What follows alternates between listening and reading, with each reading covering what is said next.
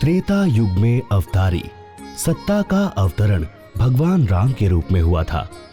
उन्हीं राम के निशीचरहीन करहुम मही के महान संकल्प की पूर्ति में हाथ बटाने के लिए ऐसे वानर का प्राकट्य हुआ जिसे सारी दुनिया हनुमान जी के नाम से जानती है। हनुमान जी की माता का नाम अंजनी बताया गया है। उन्हें पवन पुत्र भी कहते हैं, अर्थात पवन के समान गतिशील। हनुमान जी में आध्यात्मिकता के संपूर्ण गुण विद्यमान थे। उनका एक विशेष आध्यात्मिक गुण था सेवा। सेवा ही उनकी साधना थी। प्रारंभ में वह वानरों के राजा सुग्रीव के दरबार में सेवा कार्य करते थे।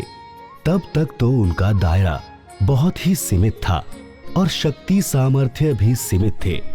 परंतु जब उन्होंने भगवान राम के प्रति अपने को समर्पित कर दिया और जामवंत ने उन्हें झकझोरा और कहा कि राम काज लगी तब अवतारा, तब से भगवान राम का कार्य करने के लिए सुनत ही भयउ पर्वताकारा पर्वताकार हो गए।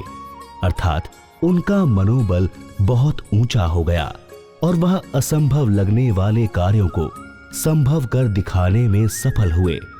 अपनी सेवा, साधना और समर्पण के बल पर ही हनुमान जी आध्यात्मिकता की उच्चतम स्थिति तक पहुंच सके। हनुमान जी के जीवन में विवेकशीलता देखते ही बनती है। सीता जी का पता लगाने के लिए जाते हुए समुद्र छलांगते समय जब सुरसा से भेंट होती है, तब पहले तो उसकी शक्ति की थाह लेने के लिए स्वयं ही उसके मुंह से अधिक बड़ा आकार बनाते हैं। किंतु जब उन्हें याद आता है कि मैं राम काज के लिए अर्थात श्रेष्ठ प्रयोजन के लिए जा रहा हूं, यहाँ पर मेरा बल एवं सिद्धि का प्रदर्शन बुद्धि संगत न होगा, तब अति लघु रूप धरेऊ हनुमंता, छोटा आकार बनाकर उसके मुंह में प्रवेश करके कान के बाहर निकलकर अपने गंतव्य की ओर प्रस्थान करते हैं। न्याय, सत्य, प्रेम, सदाचार के लिए हनुमान जी ने अपने आप को समर्पित कर दिया। कितने ही अजेय राक्षसों का वध कर डाला और रावण की सोने की लंका जला डाली। सीता जी की खोज कर ली और अपनी अनवरत सेवा समर्पण के बल पर राम के दरबार अर्थात राम पंचायतन में अपना स्थान भी बना लिया।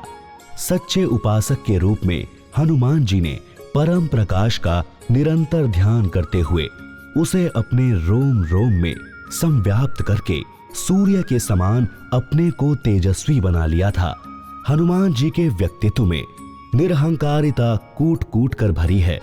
उनके जीवन में अहंकार कभी भी देखने को नहीं मिलता।